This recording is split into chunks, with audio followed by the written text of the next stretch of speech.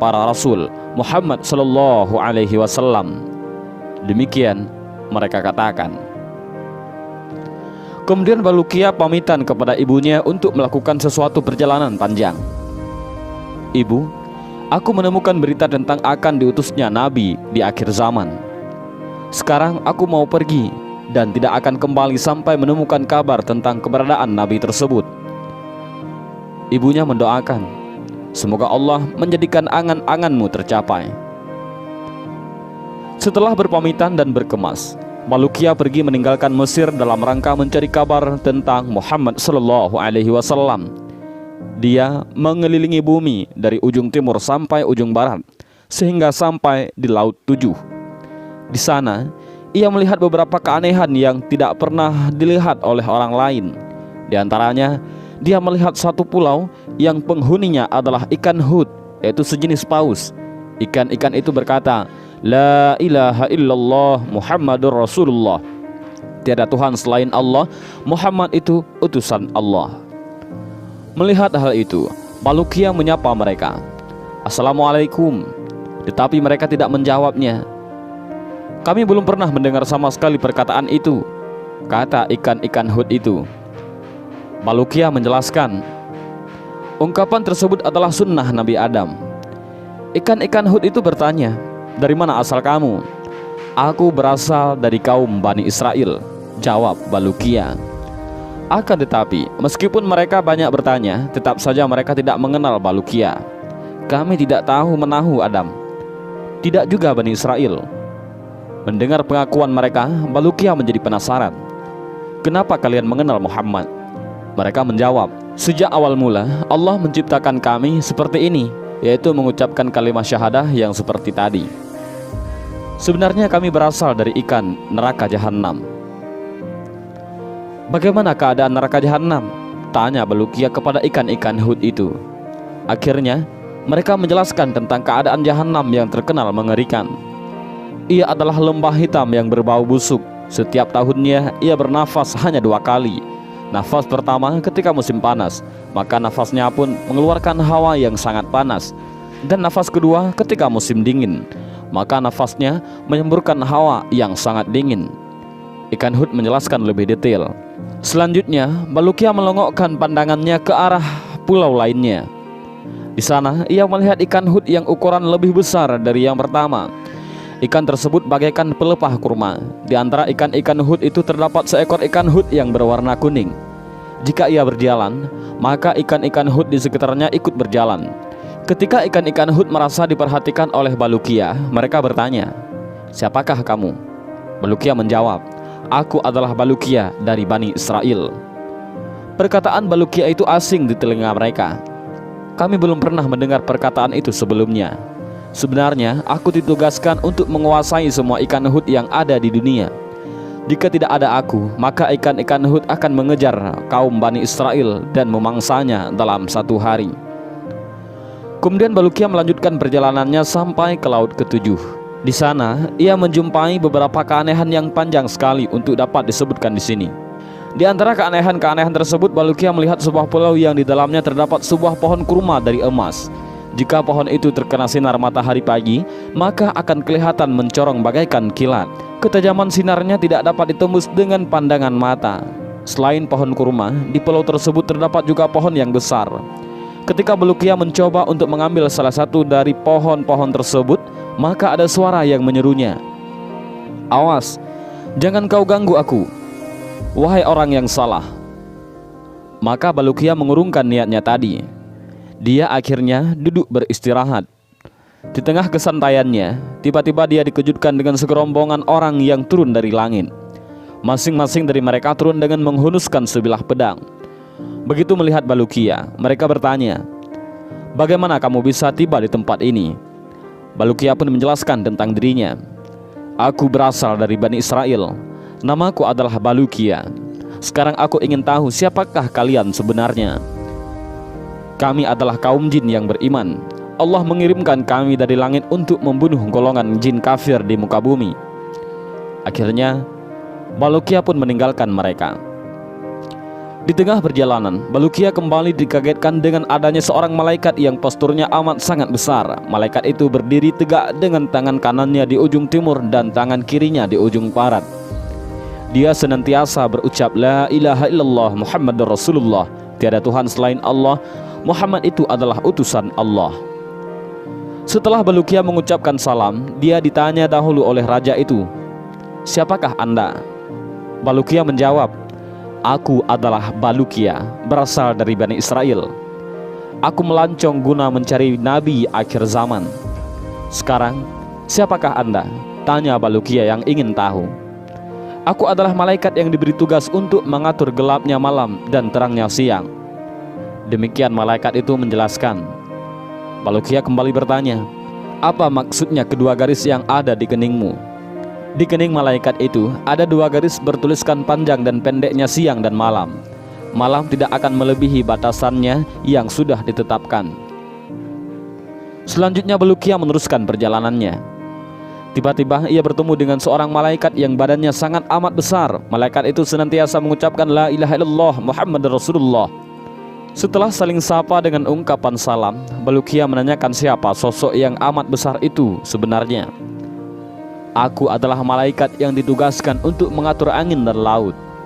Aku tidak sekali-kali menghembuskan angin kecuali jika ada instruksi dari Allah. Angin aku kendalikan dengan tangan kananku, sedangkan laut aku kendalikan dengan tangan kiriku. Jika tidak dengan demikian, maka orang-orang yang ada di bumi akan semena-mena memanfaatkannya." Demikian malaikat demi malaikat dilalui Bulukiya. Perjalanan Bulukiya kembali diteruskan sampai akhirnya tiba di Gunung Kaf. Gunung tersebut terdiri dari umpukan batu yakut berwarna hijau. Besarnya gunung itu dapat menutupi dunia dan segala isinya. Di antara keistimewaan gunung itu, ia dapat melihat langit dunia yang berwarna biru. Allah telah menugaskan seorang malaikat untuk menempati gunung itu. Apabila Allah hendak mengempaskan bahagian salah satu bumi, Dia memerintahkan malaikat di atas untuk menggerakkan akar-akar yang ada di tempat gempa itu. Kemudian dihubungkan kepada gunung Kaf, maka terjadilah gempa. Apabila Allah menghancurkan suatu kota, maka Allah menginstruksikan kepada malaikat tersebut untuk memutuskan akar-akar ataupun fondasi kota itu dari bumi. Dengan dicabutnya paku bumi dari salah satu kota, maka kota itu akan roboh. Selanjutnya Bulukiya bertanya, "Apa saja yang ada di belakang gunung Kaf ini?" Malaikat itu menjawab, "Ada 40.000 kota. Semuanya bukan termasuk kota-kota yang ada di dunia. Karena kota-kota ini terbuat dari emas dan perak. Siang dan malam tidak dapat menembusnya. Sedangkan penduduknya terdiri dari para malaikat. Mereka semua bertasbih kepada Allah, tidak berbuat durhaka kepadanya." Kemudian Bulukiya menanyakan apa saja yang ada di belakang kota-kota tersebut. Malaikat itu kembali menjawab, "Di belakangnya ada 70.000 hijab ataupun satir. Setiap hijab besarnya seluas dunia. Adapun di belakang hijab-hijab itu tidak ada yang mengetahuinya kecuali Allah." Demikianlah malaikat penjaga gunung Kaf yang menjelaskan apa yang diketahuinya kepada Bulukiya. Bulukiya meneruskan perjalanannya dengan menelusuri gunung Kaf sampai ujung. Di sana ia melihat para malaikat yang kesemuanya itu berbentuk kijang. Balukia mengucapkan salam kepada mereka. Setelah mereka membalas salamnya, Balukia bertanya, "Siapakah kalian?" Mereka menjawab, "Kami adalah para malaikat Allah. Kami selalu menyembah kepada Allah Subhanahu wa Ta'ala di sini sejak pertama kali kami diciptakan." Kemudian Balukia menanyakan gunung yang amat besar yang ada di hadapan mereka dengan mengeluarkan cahaya laksana matahari. Para malaikat itu menjawab, "Itu adalah gunung dunia yang terdiri dari tumpukan emas. Semua barang tambang yang berada di perut bumi berasal dari gunung itu." Setelah itu, Balukia pergi meninggalkan mereka. Perjalanan Balukia sampai di sebuah lautan yang sangat luas. Di sana ia melihat 2 ikan hut yang amat besar. Balukia menyapa mereka dengan mengucapkan salam. Setelah menjawab salamnya, kedua ikan itu bertanya, "Siapakah kamu, wahai makhluk Allah?" Balukia menjawab, "Aku adalah Balukia, berasal dari Bani Israel. Kedatanganku kemari dalam rangka mencari Muhammad, penutup para nabi." Dan tak terasa perjalanannya sebegitu jauh. Dia merasakan perutnya lapar. "Apakah kalian mempunyai makanan?" ujar Balukia meminta belas kasihan dari ikan hut. Mereka pun mengeluarkan sepotong roti yang berasal dari pemberian Allah.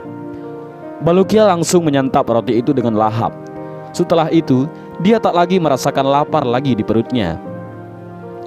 Usai menelusuri pulau tersebut, Balukia melihat seekor burung besar terbang dengan bentuk yang sangat indah. Tingkah burung itu membuat ia heran melihatnya. Ia bertengger di sebuah dahan pohon. Di bawahnya terdapat hidangan makanan dengan ikan panggang sebagai pelengkapnya. Balukia mendekati burung tersebut. Seperti biasa, usai mengucapkan salam, dia bertanya, "Siapakah Anda?" Burung itu menjawab, "Aku adalah salah satu malaikat dari surga. Allah mengutusku untuk membawa hidangan ini kepada Adam dan Hawa, yaitu pada saat keduanya bertemu di Gunung Arafah. Setelah mereka berdua menyantapnya, Allah menyuruhku untuk menunggu hidangan tersebut sampai hari kiamat tiba. Allah juga menyuruhku untuk memberikan makanan bagi setiap orang yang datang kemari." Maka Balukia menyantap makanan yang ada di depannya. Meskipun dia memakannya dengan sangat lahap, hidangan itu tidak berkurang sedikit pun, utuh seperti semula.